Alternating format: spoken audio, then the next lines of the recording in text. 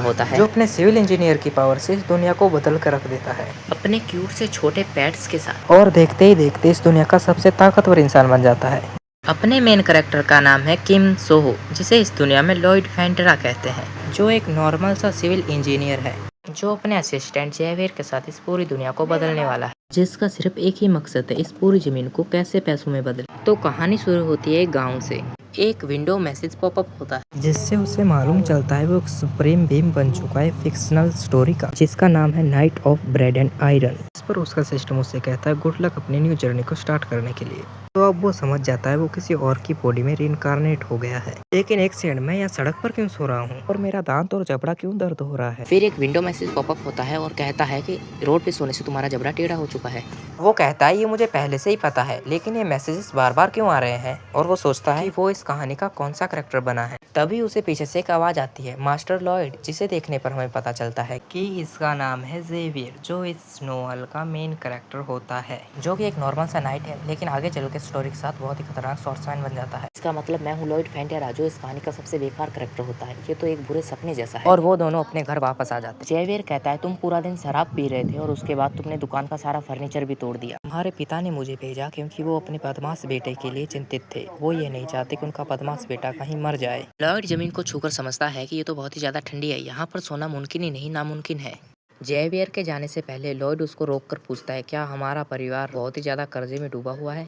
और जेवियर सोचता है ये उसके लिए कोई नई बात नहीं, और वो दरवाजा बंद करके चला जाता है। लेकिन लॉयड को ये पूछना जरूरी नहीं था, क्योंकि उसे इस नोवेल के बारे में पहले से ही पता है। उसने कल रात में ही इस नोवेल के आखिरी चैप्टर को इस वीडियो में देखा था और उसको पता था आगे क्या होने वाला है। बैरन और बैरनेस दोनों अपनी जान दे देते हैं जब वो अपनी पूरी संपत्ति खो देते हैं, और लॉयड शराब पी पी कर खून की उल्टी करके मर जाता है। तभी लॉयड कहता है ये क्या बेकार एंडिंग है, ये तो मेरी दुनिया जैसा है। अगले दिन हम देखते हैं लॉयड की माँ, जिसका नाम मार्वेला फैंटेरा होता है, जो उससे पूछती है कल तुमने क्या किया। इस पर लॉयड सोचने लगता है उसे नहीं पता उसने कल रात को क्या किया। और लॉयड की माँ कहती है कि आज इस बार जाकर माफी मांग लेना। और लॉयड कहता है हाँ इस बार जाकर माफी मांग लूंगा। इसका जवाब सुनकर ये दोनों शॉक हो जाते हैं। वो सोचते हैं ये पिछली रात से अभी तक नशे में है। वो गांव में चलना शुरू करते हैं, लेकिन सभी लोग उनको देख के डर रहे थे और इधर उधर भाग रहे थे। यहाँ तक कि बच्चे भी उन्हें नहीं देखना चाहते। और उसका सिस्टम उसे कहता है कि पूरे गांव वाले उससे परेशान थे, उसे जल्द से जल्द अपनी इमेज को अच्छी करने की जरूरत है। और क्योंकि वो बैरन का बेटा है तो उसके पास एक ऐसी पॉसिबिलिटी है कि वो अपनी जिंदगी को आराम से काट सके। वो देखता है कि उसके पास कोई स्किल्स है जो कि बदमाशी और परेशानी है। वो कहता है कि ये कैसा मजाक है।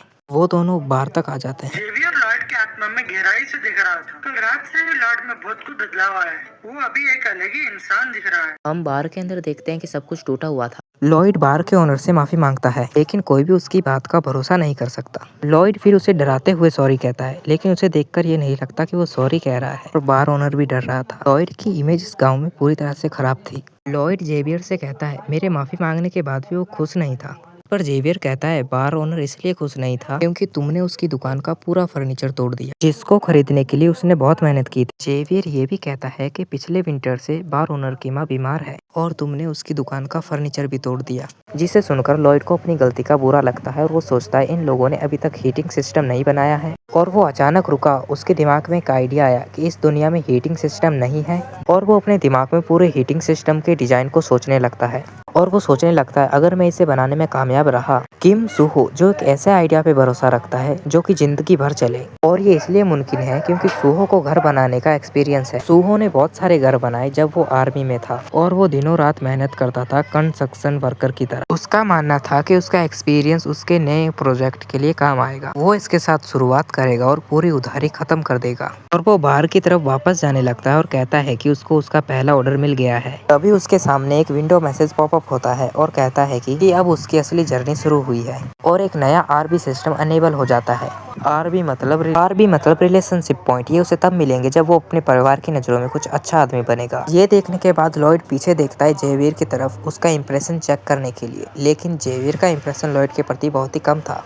ये देखने के बाद लॉयड कुछ चेक करना चाहता था। वो जेवियर की तरफ देखता है और कहता है आज तुम बहुत ही ज्यादा हैंडसम लग रहे हो। ये सुनने के बाद जेवियर का इंप्रेशन लॉयड के प्रति और भी कम हो जाता है। और इससे पहले कि जेवियर का इंप्रेशन लॉयड के प्रति और भी ज्यादा गिर जाए, वो चलना सही समझता है और वो बाहर के पास आ जाता है। और लॉयड बार ओनर के लिए एक कॉन्ट्रैक्ट बनाता है, इसके अंदर वो हीटिंग सिस्टम बनाएगा। और लॉयड कहता है मैंने पिछली बार जो भी तोड़फोड़ की है उसका बिल मैं चुका दूंगा, तुम बस यहाँ पर साइन कर दो। जैसे कि हमने उम्मीद की है, बार ओनर उसकी बातों का विश्वास नहीं करता है। यहाँ तक कि बार ओनर माइंड होल स्किल का यूज करता है जिससे कि वो उसका माइंड मैनिपुलेशन ना कर सके। तो अभी लॉयड के पास कोई भी चॉइस नहीं है, इसलिए वो बार ओनर को डराने लगता है और बार ओनर डर के मारे साइन कर देता है। लॉयड कितना बदमाश है, आखिरकार उसको उसका पहला कॉन्ट्रैक्ट मिल गया और वो बार के बाहर आ जाते हैं। जेवियर लॉयड से कहता है तुमने बार ओनर को क्यों डराया, ये तो बहुत ही गलत बात है। लॉयड जेवियर की तरफ शांत आंखों से देखकर कहता है कि पास्ट में मैंने जो कुछ भी किया है उस कारण से लोग मेरे को बदमाश समझते हैं। यही कारण है कि वो अभी ईमानदार बनने की कोशिश करेगा तो कोई भी उसकी बातों का भरोसा नहीं करेगा। जिसे सुनकर जेवियर कहता है ये कब से समझदारों वाली बातें करने लगा। और लॉयड कहता है कि मैं बार ओनर और उसकी माँ को खुश करके ही रहूंगा, चाहे कुछ भी हो जाए, क्योंकि खुशी ही फाउंडेशन है पैसे कमाने का। और वो जमीन को खोदना, शवल से मारना शुरू कर देता है।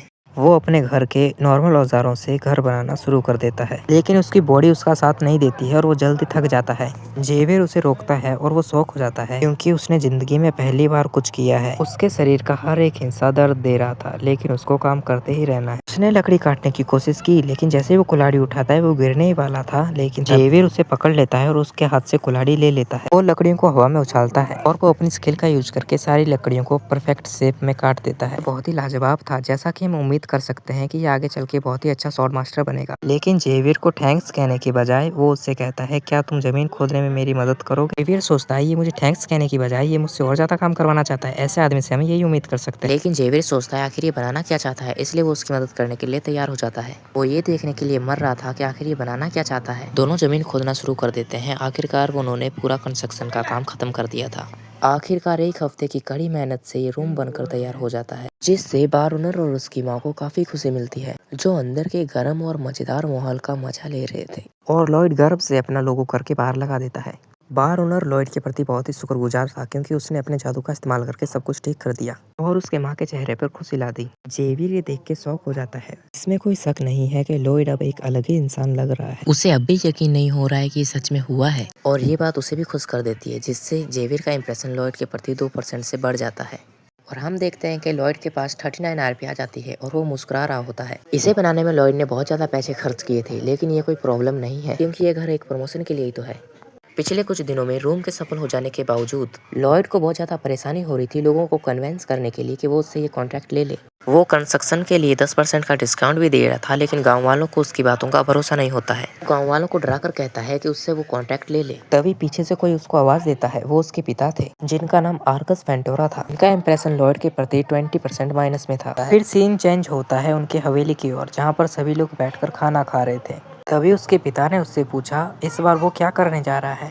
तभी लॉयड कहता है कि बार ओनर ने उसको कॉन्ट्रैक्ट दिया था हीटिंग सिस्टम बनाने का और उसने वो पूरा कर दिया है। लॉयड के पिता उससे कहते हैं कि वो उनसे झूठ ना बोले, जो उसका झूठ बर्दाश्त नहीं कर सकते। तभी लॉयड उठकर जाने वाला होता है, लेकिन उसके पिता उसको रोककर कहते हैं तुम्हें अपने परिवार की हालत तो पता ही होगी, लेकिन तुम चिंता मत करो, मैं सब ठीक कर दूंगा। इस दुनिया में आने से पहले भी उसने ये शब्द सुना है। पहले उसको लगता था कि सच में सब कुछ ठीक हो जाएगा, लेकिन ऐसा कुछ नहीं होता, ये सब कुछ झूठ है। लॉयड वहाँ से उठकर चला जाता है और अपने पिता से कहता है कि तुम हार मत मानो, मैं तुम्हारे साथ हूँ। वो चल रहा था, तभी उसकी मुलाकात 2 लोगों से होती है, जिसमें मोटे का नाम मिटलोफ होता है और पतले वाले का साइलोफ। वो दोनों बेरन के बेटे को बिना ग्रीडिंग दिए चले जाते हैं। वो उसके लिए बहुत अपमानजनक था, लेकिन फिर उसे समझ आता है ये लोन वाले हैं। वो दोनों बेरन के ऑफिस में चले जाते हैं और उनका अपमान करते हुए बातें कर रहे थे। और वो कहते हैं कि उनका कर्ज चुकाने के लिए उसके पास 5 दिन बाकी है। अगर वो 5 दिनों में कर्ज नहीं चुका पाता तो हम शांत नहीं बैठेंगे। अभी साइलॉट कहता है तुम खामोश क्यों हो, क्यों ना तुम अपने हवेली से कुछ चीजों को बेच दो। और लॉयड छुपकर उनकी बातें सुन रहा था और वो सोचता है ये उसके लिए बिल्कुल सही समय है।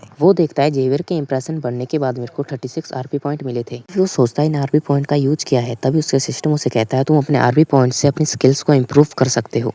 अभी उसका सिस्टम से स्कैन करने लगता है। स्कैन करते समय वो उसके दिमाग में वो स्किल्स देखता है जिसकी उसे अभी जरूरत है, और उसको नए स्किल्स भी उसके करंट नॉलेज के ऊपर मिलेंगे। तभी उसका सिस्टम उसे कहता है तुम्हारे पास दिमाग है। तभी लॉयड कहता है ये कहना जरूरी था, मैं एक स्कॉलरशिप स्टूडेंट हूँ और मेरे पास अच्छे खासे ग्रेड्स। तभी लॉयड को उसको करंट नॉलेज पर 2 स्किल्स मिलती है, जिसमें से पहली का नाम होता है बेसिक मेजरमेंट और सेकंड स्किल थी बेसिक डिजाइन। जैसा कि उसके पास आरपी थी तो वो दोनों स्किल्स ले लेता है। तभी उसका फर्स्ट स्किल एक्टिवेट हो जाता है, जिससे वो किसी भी चीज का 3D मेजरमेंट ले सकता है, और उसका सेकंड स्किल भी एक्टिवेट हो जाता है बेसिक डिजाइन, जिससे वो हवा में कुछ भी बना सकता है। इन स्किल्स का यूज करके वो चीजें बना सकता है जो वो बनाना चाहता है। वो सोचता है अगर मेरे पास बड़ी मशीन बनाने की नॉलेज होती या फिर किसी को समन करने की तो कितना बढ़िया होता। अभी उसका सिस्टम उससे कहता है कि ये मुमकिन है और उसका सिस्टम उसे एक रैंडम स्पिन का ऑप्शन दिखाता है जिससे वो फैंटेसी स्पीशीज समन कर सकता है, लेकिन उसके लिए 50 आरपी लगेगी। लेकिन लॉयड के पास तो अभी 1 ही आरपी है। लॉयड सोचता है अगर ये फैंटेसी स्पीशीज है तो ये मशीन की तरह काम कर सकते हैं और अब उसका गोल है ज्यादा से ज्यादा आरपी पॉइंट कलेक्ट करना,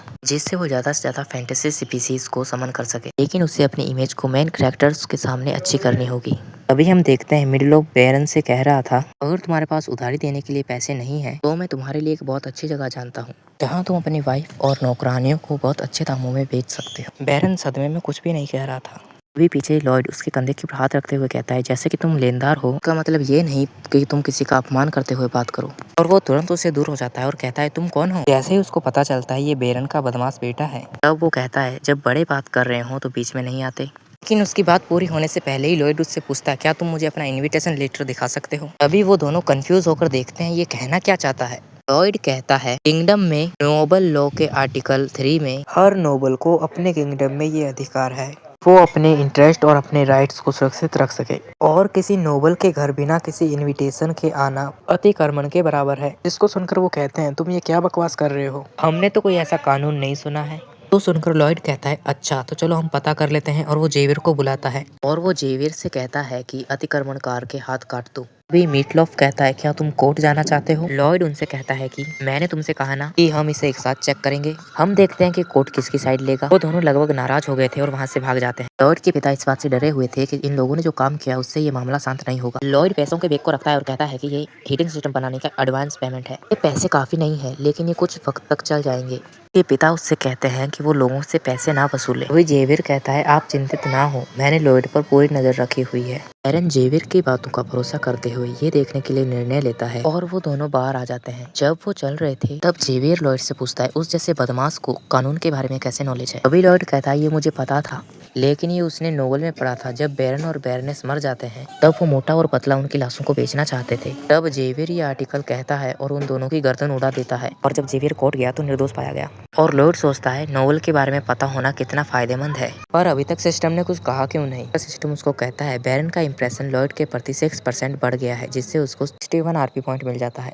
और लॉयड इस वक्त का इंतजार कर रहा था। अब वो एक फैंटेसी स्पीशीज बुला सके। अब मैं एक फैंटेसी स्पीशीज को समझ और लॉयड अपने घर के पास वाले ट्रेनिंग ग्राउंड में आ जाता है और लॉयड आसपास देखता है कि यहाँ पर कोई है तो नहीं। फिर वो 50 आरपी पॉइंट लगाकर एक रैंडम स्पिन स्टार्ट करता है। अभी वहाँ पर बहुत तेज उजाला होने लगता है और आसमान में कुछ गेयर्स दिखाई देते हैं जो कि दिखने में बहुत ही अद्भुत थे। लेकिन वहाँ पर एक प्रॉब्लम थी क्योंकि वहाँ पर जादू बहुत ही छोटा था और उसमें से अजीब आवाज आ रही थी, सब्सक्राइब करके। तभी उस मैजिक में से एक प्यारा सा जानवर निकलता है। वो देखने के बाद लॉयड उदास हो जाता है क्योंकि उसने एक बढ़िया सा विशाल जानवर इमेजिन किया था, लेकिन उसे तो एक प्यारा सा हैमस्टर मिल गया है। लॉयड उसे देखकर कहता है कि सारे आरपी पॉइंट बर्बाद हो गए, ये तो पूरी तरह से फेलियर है। यह सुनकर हैमस्टर का दिल टूट जाता है और वो लॉयड से कुछ बात करने की कोशिश कर रहा था और किसी तरह से लॉयड को समझ में आ रहा था कि वो क्या कह रहा है और वो बताता है कि उसके पास कुछ अद्भुत एबिलिटीज हैं। तो लॉयड ने उसे अपनी एबिलिटीज को दिखाने के लिए कहा। फिर हैमस्टर कुछ मुंह में चबाता है और कागज का टुकड़ा थूक देता है। लॉयड देखता है कि ये एक पुडोंग मैनुअल है। उसमें लिखा था कि वो इसकी पूरी तरह से देखभाल करे और उसमें कुछ सनफ्लावर सीड्स भी थे जिससे वो पुडोंग के आकार को बदल सकता है और वो लाल सनफ्लावर सीड खाने से 12 घंटे के लिए बड़ा हो सकता है और ब्लू सनफ्लावर सीड खाने से वापस नॉर्मल हो जाएगा। और लॉयड देखता है कि 2 सनफ्लावर सीड की कीमत 1 आरबी पॉइंट होती है और लॉयड उसे चेक करने के लिए एक लाल सनफ्लावर सीड खिला देता है और लॉयड सोचता है अगर ये इंसान जितना बड़ा हो गया तो मेरी बहुत मदद हो जाएगी। जैसे ही पुडोंग उस सीड को खाता है उसका असर होना स्टार्ट हो जाता है। वो इतना बड़ा हो जाता है कि जिससे लगकर लॉयड दूर जाकर गिरता है, जिसे देखकर लॉयड डर जाता है क्योंकि वो 5 मीटर नहीं 10 मीटर बड़ा हो गया था, जो लॉयड को अहंकार से देखकर हंस रहा था। और हमें पता चलता है कि पुडोंग के पास 3 स्किल्स है और उसका पहला स्किल होता है डिगिंग, जिससे वो जमीन को खोदता है। और उसका सेकंड स्किल होता है ग्राउंड हार्डनिंग, जिससे वो जमीन को एक लेवल कर देता है। और उसका तीसरा स्किल होता है पाउच, जिससे वो किसी भी चीज को च्युइंगम की तरह चबा सकता है। लॉयड इसे देखकर खुश हो जाता है क्योंकि उसकी बड़ी मशीन वाली प्रॉब्लम इससे खत्म हो चुकी है। लेकिन लॉयड अपना पेट किसी को दिखा नहीं सकता, वरना सबको उस पर शक हो जाएगा। और वो सोचता है कि वो एक समनिंग बुक लेकर चलेगा और कहेगा कि वो एक जीनियस समनर है, और कहता है कि मैं तो बहुत समझदार हूँ और मैं खुशी से पागल हो जाऊंगा। अभी उसके पास एक प्रॉब्लम है कि वो लोगों को काम पर कैसे रखे। लॉयड बैरन की आर्मी को बुलाता है और कहता है कि हम जो भी काम करेंगे वो सेफ्टी में करेंगे। लेकिन बैरन की आर्मी को कुछ समझ में नहीं आता कि लॉयड कहना क्या चाहता है। लॉयड उन्हें देखकर गुस्सा हो जाता है क्योंकि उन्हें कुछ ना करने पर भी सैलरी देनी पड़ती है, लेकिन अब वो इन सब का इस्तेमाल करेगा। लॉयड ने उनको ऑर्डर दिया कि वो मेरी बात ध्यान से सुने कि वो आर्मी के सोल्जर्स हैं और उन्हें जो काम दिया जाता है उन्हें वो करना है। और वो उस मिट्टी को दिखाने लगता है और कहता है इस मिट्टी को कल मैंने पूरी रात मेहनत करके निकाला है, लेकिन ये पुडोंग ने किया था आधे घंटे में। और लॉयड कहता है हम कुछ भी करेंगे इस जगह को अच्छा करने के लिए। ये एक हीटिंग रूम कंस्ट्रक्शन का प्रोजेक्ट है और अभी के लिए हमें इस मिट्टी को कंस्ट्रक्शन साइट पर ले जाकर डालना होगा। इसे सुनने के बाद सभी सोल्जर्स के मुंह उतर जाते हैं, लेकिन लॉयड को पहले से ही पता था ये सब ऐसा ही करेंगे। लेकिन तभी उसे कोई बुलाता है, जिसे देखने पर हमें पता चलता है कि ये फेंडोरा स्टेट का सुपर नाइट है और वो कहता है कि वो बैरन की आर्मी के साथ क्या कर रहा है। जैसे कि लॉयड ने उम्मीद की थी ये आदमी जरूर आएगा और हमें पता चलता है कि इस स्टेट में 3 नाइट हैं। पहला नाइट है नेबन, जिसके बाद आते हैं बैरन और उनके बाद आता है अपना मेन कैरेक्टर जेवियर। जब फेंडोरा स्टेट में चीजें बदलने लगी तो ये पहला इंसान था जो बैरन को धोखा देता है। और केवल यही नहीं, ये बैरन की जानकारी दूसरों को बेचता है और ये वो है जिसके ऊपर सबसे ज्यादा उधारी भी है। और लॉयड सोचता है ये बदमाश आदमी एक सीनियर नाइट कैसे हो सकता है। लॉयड कहता है तुम्हें क्या लगता है हम क्या कर रहे हैं नाइट न्यूमन कहता है मुझे विश्वास नहीं हो रहा है कि तुम अपने सोल्जर्स के साथ इतना बेकार काम कर रहे हो और मैं एक सीनियर नाइट होने के कारण तुम्हें ये काम करने नहीं दे सकता। लेकिन लॉयड कहता है उसे बैरन की परमिशन मिल गई है। न्यूमॉन ने उससे कहा कि वो समझ नहीं पा रहा है कि वो बैरन को कैसे बुद्धू बनाता है, लेकिन तुम्हारे पास्ट को देखकर ऐसा लगता है कि तुम इस आर्मी को अपने काम के लिए इस्तेमाल करोगे। और नेबन कहता है क्या मैं गलत हूँ? लॉयड कहता है कि तुम सही हो और अब तुम मेरे से मार खाने वाले हो। जिसे सुनकर नेमन गुस्से से अपने दांत पीस रहा था और लॉयड अपने सवल में कुछ मिट्टी को उठाता है और न्यूमॉन के मुंह पर फेंक देता है। सभी सोल्जर्स ये देखकर हैरान हो जाते हैं, यहाँ तक कि न्यूमन को भी भरोसा नहीं होता कि अभी क्या हुआ। न्यूमन गुस्से से उबलने लगा और वो कहता है कि क्या तुम एक सीनियर नाइट का अपमान करने की कोशिश कर रहे हो? लेकिन लॉयड उसकी बात ना सुनने का नाटक कर रहा था और वो उसका और मजाक उड़ा रहा था और वो अपना सवल घुमाता है और नेमन की तरफ तान देता है और कहता है कि चलो एक डुअल करते हैं। नोमन के लिए ये बहुत ज्यादा हो गया और वो सोचता है कि ये पछताएगा। सीन शिफ्ट होता है लॉयड के महल की ओर, जहाँ फिर पूछता है लॉयड से क्या तुम्हें वाकई लगता है तुम जीत पाओगे, क्योंकि सामने वाला कोई मामूली योद्धा नहीं है। लॉयड कहता है तुम पागल हो, मैं बिल्कुल नहीं जीत सकता। भाई इसे कहते हैं असली ईमानदार इंसान। फिर लॉयड जेवियर से कहता है क्या तुम मुझे तलवार चलाना सिखा सकते हो, लेकिन जेवियर साफ मना कर देता है। लॉयड कहता है तुम मुझे क्यों नहीं सिखा सकते। तब जेवियर उसे समझाता है कि मेरा काम सिर्फ आप पर निगरानी रखना है और तुम्हारे जैसा बदमाश तलवार चलाना सीख जाए तो आसपास के लोग हमेशा खतरे में रहेंगे। तब लॉयड कहता है इसका मतलब तुम मुझे नहीं सिखाओगे है ना? अगर तुम मुझे तलवार चलाना सिखाओ तो उसके बाद मैं तुम्हारे इंसोमिया का इलाज कर दूंगा। जेवियर ये सुनकर हैरान हो जाता है क्योंकि उसने इस बारे में किसी को नहीं बताया। हमें पता चलता है कि ये लॉयड को पहले से ही पता था क्योंकि उसने ये नोवेल में पढ़ा था और वो हमें बताता है कि जेवियर एडवांस स्वॉर्ड लेवल से स्वॉर्ड मास्टर बन रहा है, जिसके कारण उसके सेंसेस अभी तेज हो रहे हैं,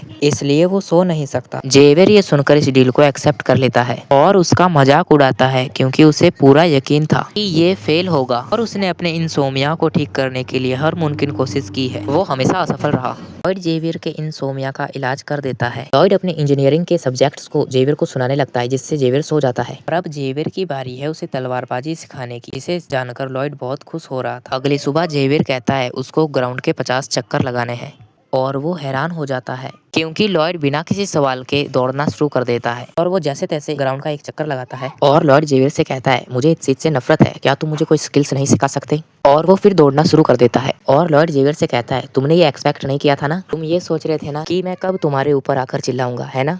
और वो फिर से एक चक्कर लगाता है और कहता है जब तुम मुझे ये कहोगे कि तुम्हारे पास ये करने के लिए टैलेंट नहीं है और तुम मुझे इग्नोर करोगे, है ना? जेवियर उसकी बकवास से अपने आप को कंट्रोल कर रहा था। लॉयड कहता है अब तुम क्या करोगे? मैं आखिर तक भागते ही रहूंगा, चाहे दिन से रात हो जाए। जब वो भागता है उसे अपनी पिछली जिंदगी की कड़ी मेहनत याद आती है, जिससे उसे मोटिवेशन मिलती है और वो कहता है उसके मुकाबले तो ये कुछ भी नहीं है। जेवियर लॉयड की कड़ी मेहनत देखने के बाद उसको तलवार सिखाने के लिए तैयार हो जाता है। सिस्टम उससे कहता है कि जेवियर का इंप्रेशन लॉयड के प्रति 1% बढ़ गया है, जिससे उसको 29 आरपी पॉइंट मिलता है। हम बैरन और नोबन को बात करते हुए देखते हैं और बैरन नोमन से कहते हैं कि लॉयड के ऊपर तुम नरमी दिखाना, क्योंकि वो स्टेट के उत्तराधिकारी हैं और नोमन उनकी बात को एक्सेप्ट कर लेते हैं। लेकिन वो पहले ही लॉयड को मारने की साजिश कर चुके हैं और अगर बैरन ने उसे रोकने की कोशिश की तो वो बैरन और बैरनेस को मार देगा और वो उन्हें आत्महत्या का रूप दे देगा और वो किसी दूसरे स्टेट में चला जाएगा। और हम 1 महीने बाद देखते हैं न्यूमन और लॉयड को एक दूसरे के सामने डुएल के लिए तैयार देखते हैं और बैरन और बैरनेस अपने बेटे के लिए चिंतित थे। न्यूमन लॉयड से पूछता है क्या वो डुएल के लिए तैयार है और लॉयड अपना सवाल घुमाता है, अपने कंधे के ऊपर रखता है और हंसते हुए कहता है वो तैयार है। और इसी सीन के साथ ये एपिसोड खत्म हो जाता है। एपिसोड खत्म तो वीडियो भी खत्म। हम मिलते हैं आपको नेक्स्ट वीडियो में, तब तक के लिए बाय।